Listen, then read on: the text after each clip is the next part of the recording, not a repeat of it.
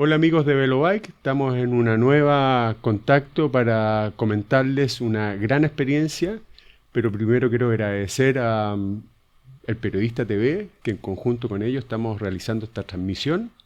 Hoy día hemos invitado a Laura Müller, alemana, nacida en 1996, que junto a su amiga Antonia realizaron un periplo espectacular. Dos mujeres desde Ushuaia recorrieron en bicicleta hasta la capital de Alaska, obviamente en el hemisferio norte. Laura, buenos días o bienvenida a un nuevo contacto con Velobike y gracias por permitirnos estar acá en conjunto y que tú nos cuentes tu gran, recorrido y tu gran hazaña en bicicleta. Bueno, cuéntanos un poco cómo se produjo esto en términos de ustedes dos, tú y Antonia son alemanas, de origen alemana, y se le ocurrió, ¿en qué momento de la vida se le ocurrió venir a América a recorrer en bicicleta? ¿Cómo se gestó esta idea? Bueno, primero hola y muchas gracias por la invitación. Estoy muy feliz de estar acá. Bueno, la historia nació casi 3 años atrás. Somos compañeras de la universidad, Antonia y yo, y nos conocimos por los estudios de geografía y eso nos dio siempre las ganas de tener aventuras ya.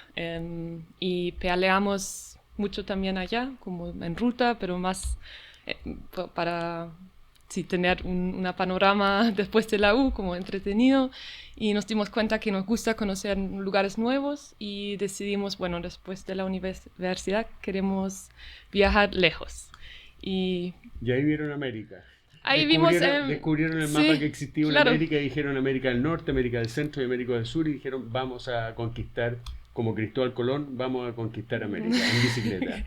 sí, casi así. Es que como alumnas o estudiantes de geografía tuvimos el mapa en la casa, entonces sí, miramos el mapa y en el fondo fue la decisión, bueno, qué ruta es la más probable que podemos lograr hacer en bici y queríamos una ruta larga y ahí conectamos los dos continentes y yo antes había estado en Sudamérica, en Colombia por un año, entonces siempre me daba ganas de volver y, y la conexión entre el fin del mundo, Ushuaia, que se define así, hasta Alaska fue un objetivo desafiante y eso en el fondo también fue como el objetivo del proyecto o del viaje, que en un lugar queríamos una aventura, también queríamos averiguar cuáles son los límites físicos, pero también en la mente, que es la parte más grande tal vez, pero eso. Y después también nos dimos cuenta que aunque muchas personas hacen esa ruta entre Alaska y Ushuaia, cicloviajeros y también cicloviajeras, pero no hay muchas mujeres que tienen como atención en los medios. Hay muchas mujeres también que viajan solas, pero queríamos compartir una experiencia de una perspectiva más feminista. Bueno, aquí en Velobike has encontrado la vitrina, igual que con el Periodista TV, está la vitrina para que tú nos cuentes tu experiencia junto a tu amiga Antonia. Y ustedes andaban en bicicleta antes, eran ciclistas amateur, salían normalmente en Hamburgo, pedaleaban, pero no solamente como medio de transporte, sino que pedaleaban deportivamente. No tanto competitivamente, nunca. Siempre hicimos rutas también más largas, pero eso, para ver cuáles son los límites. Y la más larga que habíamos hecho antes fue de 200 kilómetros. Y bueno, en el viaje al final logramos hacer un poco más. Un poco más, sí. Sí. ¿Compraron bicicletas de gravel? ¿Son bicicletas de gravel? ¿Cómo se equiparon? ¿Cómo supieron que traer la carpa, el saco de dormir, el tipo de alimentación, las bicicletas que escogieron? Cuéntanos un poco el equipamiento, cómo planificaron el equipamiento antes de partir a América. Bueno, lo más importante en un viaje así es que viajes liviano. Ya. Entonces siempre tuvimos eso en la mente, que cualquier peso que agregamos nos va a hacer más difícil el camino. Entonces miramos las opciones como qué bicicleta podría ser y tomamos la decisión que una de gravel que nos permite, tal vez ahí se lo ve en la foto, pero permite poner las alforjas con tornillos en cualquier Sí. lugar. Y entonces contactamos a una empresa que se llama Stevens y ellos tienen muchas bicis de gravel, de ciclocross, también ruteras de cualquier tipo, y ellos nos ofrecieron la ayuda de darnos las bicicletas para esa aventura. Mira, qué buen contacto, ¿eh? Muy buen Sí. contacto. Aquí quiero mostrar el detalle de la bicicleta, puntualmente con el tema de los anclajes, porque tú mencionas esto, los anclajes para la Claro. mochila, Sí. para poner la parrilla, Ujú. acá también, bueno, y en la parte posterior también debe tener su anclaje ahí en alguna parte para ponerla, armar Sí, tal cual. la mochila, la parrilla. Sí, y ahora la ocupo incluso como bicirrutera, entonces sigue en función. Sigue en función. Es Sí. decir, la marca Stevens es una excelente marca, podríamos decir. Sí, siempre súper en el viaje muy cómodo y nunca nos pasaron cosas. Muy bien. Oye, Laura, y bueno, y Antonia, ella está en Alemania, tú estás aquí radicada en Chile hace un par de meses, encontraste el amor en Chile con un chileno, así que a lo mejor te quedas más tiempo. Tal cual. Este recorrido fueron 23.000 kilómetros en total, por lo que tengo anotado y no quiero equivocarme. Y ustedes partieron, cuéntanos cómo el mapa del recorrido, es decir, partieron en Ushuaia y llegaron a Alaska, pero ¿cuál fue el recorrido por países? No sé si te lo sabes de memoria, ¿no? Sobre todo en Centroamérica, que es más complejo. ¿Cuál fue el recorrido de todos esos países, independientemente de después entrar en detalle de cada una de las cosas? Estos 23.000 kilómetros. Básicamente intentamos seguir la Panamericana, que recorre más la costa pacífica, pero a veces también tomamos como desvíos para evitar el desierto, por ejemplo. Pero partimos en Argentina y de ahí cruzamos varias veces las fronteras entre Argentina y Chile. Estuvimos por mucho tiempo en la Ruta 40 en Argentina y en algún momento nos aburrimos un poco con La Pampa, aunque también tiene su encanto, pero de ahí cruzamos a Chile, o por Chile Chico, a Chile, y recorrimos parte de la carretera austral hasta Puerto Montt. Entre Puerto Montt y Santiago, no lo pueden creer, pero andamos toda la ruta, o casi toda la ruta, en la Ruta 5 Sur. ¡Qué peligroso! En realidad, claro que siempre hay peligros en rutas que son muy transitadas, pero la gracia en esa ruta es que tiene una berma grande y siempre hubo espacio. En ese momento teníamos ganas de avanzar porque llevamos mucho tiempo en la Patagonia, que allá es exigente. El viento, me imagino. El viento, también la lluvia, varias cosas. Entonces teníamos ganas de llegar rápido a Santiago para pasar la Navidad acá. Y entonces fue muy cómodo pasarla por la Ruta 5. Después, como dije que no queríamos pasar por el desierto por tanto tiempo en el norte de Chile, cruzamos a Argentina por los Andes de nuevo y llegamos al norte, a la frontera con Bolivia, donde también pasamos por el Salar de Uyuni, La Paz, llegamos al lago Titicaca y de allá bajamos hacia la costa peruana y porque queríamos avanzar también. Porque todo eso queríamos hacer dentro de un año, entonces siempre buscamos las rutas más directas, más rápidas y no hicimos tanto como sightseeing viendo, perfecto. Es decir, paseando. ustedes querían cumplir el objetivo en 12 meses, unir Argentina con Alaska en 12 Sí. meses, ese era como el desafío personal. Sí, pedaleamos todos los días, entonces no hubo mucho tiempo para pasear como turista, pero también conocimos lugares maravillosos. Y de ahí a Perú conectaron Ecuador. Sí, a Colombia. Yeah. Y en Colombia hubo una meta como entre medio que era súper importante para nosotras porque con el proyecto también juntamos fondos para una fundación que ellos tienen una sede en Colombia de proyecto y ellos distribuyen bicicletas a niños y niñas en áreas rurales. Perfecto. Entonces pudimos conocer ese lugar y trabajar un poco con ellos y después seguimos por Centroamérica. Entre Colombia y Centroamérica tuvimos que tomar un avión porque por tierra no hay camino seguro. ¿Qué lugar se saltaron en ese trayecto? ¿Panamá puntualmente? Sí, llegamos a la capital de Panamá. Ciudad de Panamá, sí. Panamá. Y de allá... Tomaron ahí un avión en Ciudad de Panamá. Sí, es entre Cartagena y Ciudad de Panamá. Ah, entre Cartagena en Colombia y Ciudad de Panamá, eso lo hicieron en transporte aéreo, en Tal avión. cual, sí. Y ahí en Ciudad de Panamá volvieron a tomar la bicicleta. Sí, La misma bicicleta, el mismo equipamiento y todo. Sí, lo armamos todo de nuevo. Yeah. Llegaron bien las bicis, por suerte, y seguimos y, bueno, cruzamos todos los países chicos de Centroamérica, que fue muy raro, porque en un momento, dentro de 4 días, cruzamos 4 países, o estuvimos en 4 países distintos. Claro que perdimos mucho de conocer tal vez la cultura mejor de esos países, pero fue también entretenido avanzar tan rápido. Y bueno, luego llegamos a México. Estuvimos por harto tiempo, como 3 semanas en México, que también es grande. Y luego Estados Unidos, Canadá y Alaska. Oye, Laura, estos 23.000 kilómetros recorriendo de extremo hemisferio sur hasta hemisferio norte, uno ve el mapa y uno piensa que va de subida, pero bueno, yo lo hubiese hecho. ¿Cuál era la meta que ustedes se ponían diariamente de pedalear? ¿Cuántos kilómetros, independientemente de la altimetría, o consideraban la altimetría, o consideraban la superficie que era pavimento o que era tierra? ¿Cuál era la meta que tenían ustedes o el programa que tenían de planificación para ir recorriendo diariamente en términos de kilómetros? En el fondo siempre dijimos, hay que escuchar al cuerpo, lo que dice el cuerpo. Entonces, cada día nos despertamos y hicimos como un check-in con cada una, cómo te sientes.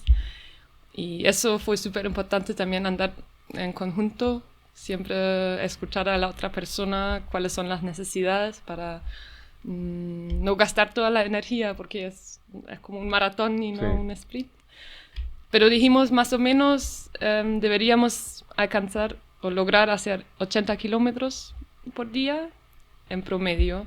Pero hubo días en la Patagonia cuando logramos hacer 24 kilómetros dentro de 6 horas, que fue muy frustrante. Eso era por producto del viento, ¿no? Sí, que uno no se puede imaginar el viento. ¿Ese fue el recorrido más complejo de todo del recorrido total? ¿Cuál fue perdona que te corte con la pregunta, pero cuál fue los trayectos más complejos, las zonas más complejas, la Patagonia y que otros lugares más, o solamente la Patagonia, crees tú? Yo creo que la Patagonia es el número 1, por el viento, pero también por las distancias entre los pueblos, por eso tuvimos que planificar mejor la alimentación, agua, y también acampamos mucho más que en otros lugares. Y después pasó casi lo mismo en Canadá y Alaska, porque además hay osos, entonces tuvimos que buscar lugares seguros para acampar. ¿Y los osos no les gustan a los ciclistas? Es como los perros aquí en Chile que persiguen a los ciclistas, los osos tampoco. Sí, es que tenemos un amigo que casi le atacó un oso, pero nosotras tuvimos mucha precaución y andamos con un spray. Nunca lo ocupamos, pero igual sí es un riesgo porque llevamos toda la comida en la bici y eso es lo que atrae a los osos. Pero lo vimos a muchos, pero siempre estaban lejos de nosotras. Pero esas 2 partes fueron para la mente lo más difícil. Para la mente lo más difícil, los que las puso más a prueba a ustedes, más en conflicto. ¿Seguimos o no seguimos? ¿Qué estamos haciendo aquí? ¿Por qué? ¿Quién nos mandó para acá? No, sí, muchas veces surgió esa pregunta. Podríamos estar en Hamburgo en un pub, no sé, y nosotros 2 mujeres aquí peleando. Sí, pasó varias veces. Pero siempre hubo una persona que tenía un poco más motivación que la otra todos los días, entonces eso ayudó.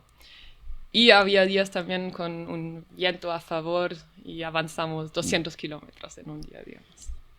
Un problema aquí ustedes querían hacer el recorrido de estos 23.000 kilómetros de una sola vez, en un lapso de tiempo inferior a un año o 12 meses, pero en Bolivia tuvieron un accidente y eso cambió un poco la planificación. Cuéntanos cómo fue ese accidente de Andrea, de tu amiga, que produjo todo este cambio de planes en forma violenta. Claro, sí. Bueno, la Antonia se cayó en el sur de Bolivia, que más que todo fue mala suerte. Siempre andamos bien seguras, pero en una curva había como gravilla en el asfalto y porque fue bajada, eso no lo vimos con tiempo y así se cayó. Siempre, en cualquier salida, andamos con casco, que también lo tengo acá hoy día. Muy importante el casco. Eso sí. El casco es muy importante para todo el mundo. Voy a ir a comerciales ahora Feliz. con el casco. El casco, señores ciclistas, en ruta, como medio de transporte, como todas las ocurrencias que uno tenga, apenas se sube a la bicicleta, usar el casco. El casco salva vidas, salva lesiones. Y como yo digo, para no quedarse en silla de rueda, porque uno en los accidentes no son siempre fatales, sino que tienen consecuencias laterales, y para no quedar en silla de ruedas el casco ayuda mucho. Así que es muy importante que conversemos sobre el casco, y está mandado el mensaje del casco. Gracias, sí, muy importante. Y eso sí nos mostró que justamente teniendo el casco le salvó la vida. Igual tenía unas lesiones graves en la cabeza porque se corrió un poco en la clavícula, que es lo clásico de los ciclistas, pero Sí. entonces eso nos paró al final por un año.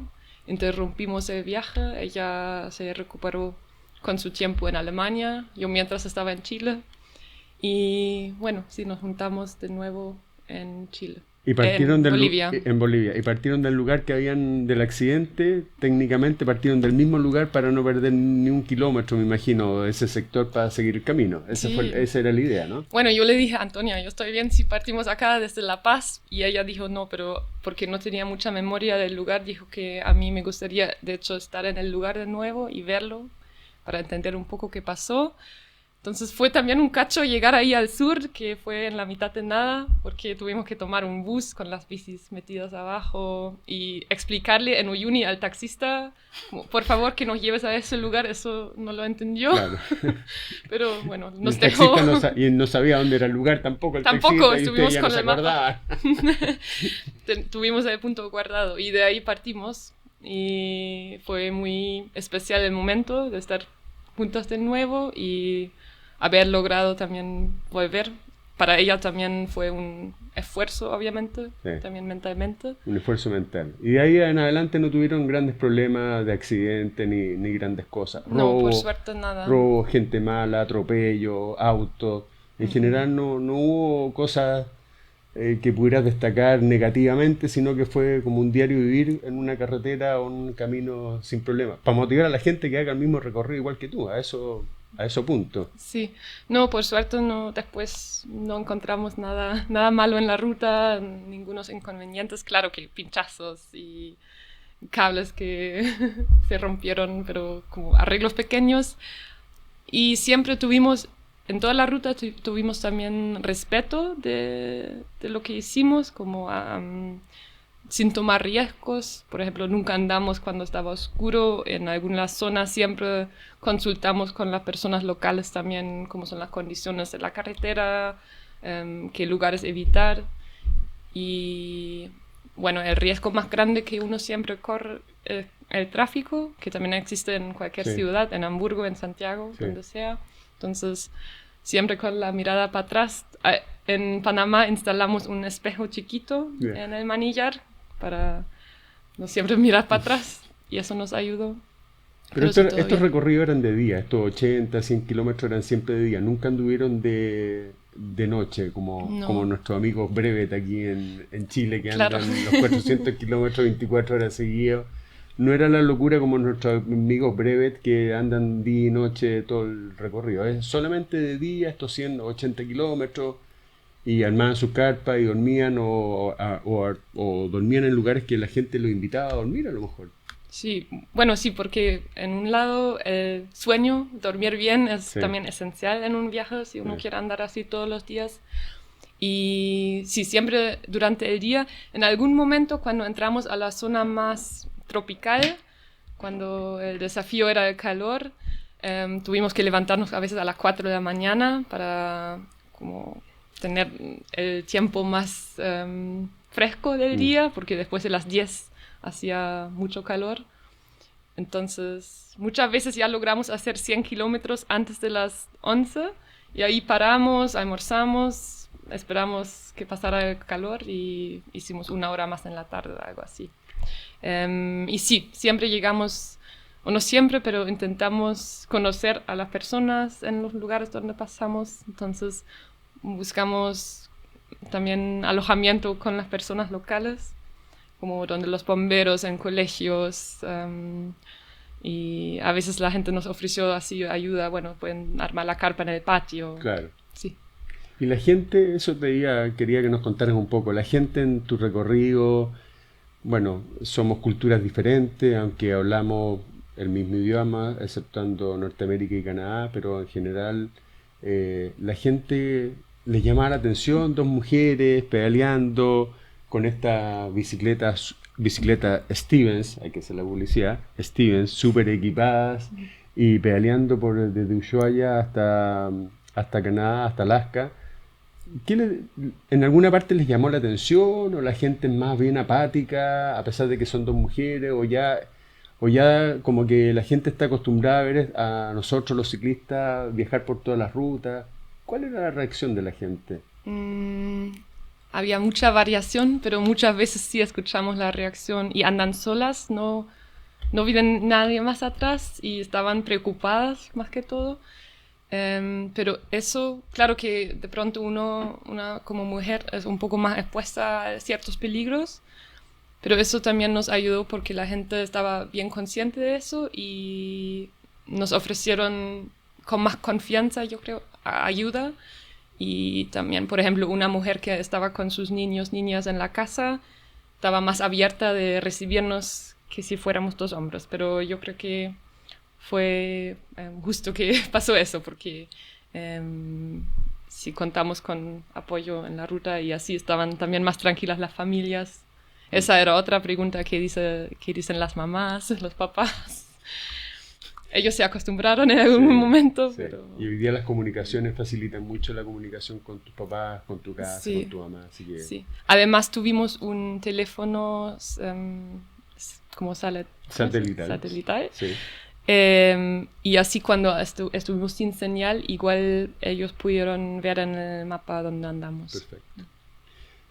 ¿Tú le recomiendas a los chilenos y chilenas a que hagan esta ruta, a que salgan a recorrer en bicicleta, a que nosotros veamos otras posibilidades? ¿Cuál es después tu evaluación o tu balance para promover, no promover? ¿Qué le dirías tú a los ciclistas normales respecto a si es entretenido, no es entretenido, es sacrificado? ¿Cómo es tu consejo para ellos? Porque hay mucha gente pensando hacerlo y hay gente que lo ha hecho solamente en Chile y no se atreven a cruzar a otros países y hacen el recorrido de Chile. Lo recomiendo 100%, aunque muchas veces 50% de la ruta es algo de sufrimiento porque es duro también andar por varios días por el desierto peruano, sí, por ejemplo. Pero uno encuentra también otra conexión con sí mismo porque tienes mucho tiempo para pensar, reflexionar y además es otra velocidad viajar así que en avión o auto porque uno pasa por todos los lugares y puedes ver los pueblos por donde normalmente no pasan turistas y tienes otra conexión con las personas por donde andas, otras conversaciones y no diría que uno tiene que partir a hacer esta ruta de tiro, también podría ser un desafío viajar de Santiago hasta Mendoza en bicicleta, que también lo he hecho, es bonito. Entonces, la idea es probarlo y ver dónde están los límites sin tal vez pasar los límites. Es como primero pasarlo por la zona de confort y tal vez después intentar otros desafíos. Pero aunque andamos en bicicleta antes, conocimos a muchísimas personas en la ruta que nos dijeron nunca habíamos pedaleado antes y ahora lo aman. Un brasilero que partió de su casa, un brasileño, y él de 60 años además, y dijo que fue lo más maravilloso que pudiera haber hecho. Espectacular. Es decir, sembraron ustedes también. Al hacer este recorrido ustedes sembraron. Cuéntanos un poco de lo de la fundación, para entrar más en profundidad sobre ese tema en Colombia, con lo de la fundación, cuál era un poco el objetivo y qué es lo que lograron ustedes. Se llama World Bicycle Relief. Tiene origen... Despacito, todo de nuevo, pero despacito. World Bicycle Relief. Y ellos comenzaron con el trabajo en algunos países en África, en Zambia, por ejemplo, porque encontraron que hay muchas personas que no tienen la facilidad de llegar a sus colegios porque tienen que caminar y por distancias largas. Y ese fenómeno yo creo que hay en muchas partes del mundo. Después lo encontraron también en el norte de Colombia. Y entonces lo que busca la fundación es equipar personas en esas áreas con bicicletas. Más que todo, niños, niñas, pero también mujeres para que puedan fomentar un negocio, construir un negocio y llevar las mercaderías al mercado. Entonces, y eso era la meta, que queríamos una conexión en un lugar con el ciclismo, pero también, como yo soy profesora, entonces la educación también es algo que me parece bien importante. Y queríamos un lugar dentro de la ruta donde apoyamos. Y entonces encontramos la fundación y al final compartimos el recorrido por redes sociales y eso nos apoyó a juntar fondos y logramos juntar fondos para casi 170 bicicletas. Espectacular, espectacular. Y en Barranquilla, cuando estuvimos en Colombia, tuvimos la oportunidad de andar en una de las bicicletas para ver cómo son. Son súper robustas para poder llevar cosas atrás. Pero gran logro, 170, comprar 170 bicicletas, juntar ese dinero es un orgullo para ti y bueno, y indudablemente para Antonia también un gran logro, no solamente andar en bicicleta, sino que dejar una huella de este gran aventura, esta gran odisea, por así decirlo. Oye, Laura, y bueno, para finalizar un poco esta conversación con Velobike y con el Periodista TV, desde el punto de vista humano, ¿cuál fue la enseñanza tuya o cuál fue tu evaluación o cuál fue, no sé la palabra exacta, tu reflexión sobre esta gran aventura de recorrer América completamente? Que en realidad las personas son buenas. En todos los países se encuentran humanos maravillosos que son dispuestos de ayudar, de tener un intercambio cultural. Y porque recibimos mucho la pregunta de tener miedo y qué riesgo corremos con peligros, con robos, que siempre tiene esa imagen en la mente que la gente es mala, pero lo único que encontramos nosotras en todas las situaciones, cuando pasó el accidente, llegaron en un momento 10 personas ayudándonos, como fue muy especial ver ese punto de vista o la perspectiva más optimista de los humanos. Sí. Qué bueno, te agradezco, Laura, esta conversación con nosotros, con Velobike. Muchas gracias. Gracias a ti por contarnos tu experiencia y también agradecer a esta transmisión conjunta con Periodista TV y con Velobike. Tus redes sociales, Laura, eso se me había olvidado. Que te sigan dónde, ¿cuál es tu link? Bueno, en realidad hoy no sigo muy activa en las redes sociales. Existe la página de proyectos si les interesa ver, porque guardamos todas las historias en el perfil, que era como un diario, se llama longest.ride 22. Longest es por largo. Sí. Y largo ride de manejar 22. ¿Por qué 22? Porque partimos del año año 2022. Sí. Ya, perfecto, obviamente. Ya, Laura, muchas gracias. Nuevamente, muchas gracias a nuestros seguidores de Velobike y en conjunto con Periodista TV. Así que ya estaremos en una nueva entrega con gente tan interesante como Laura y Antonia, que le mandamos saludos a Hamburgo para que tú le digas que hicimos esta entrevista también en su honor, para que ella sepa que en Chile por lo menos es una persona famosa ciclísticamente. Bueno, sí, también manda saludos. Listo, muchas gracias.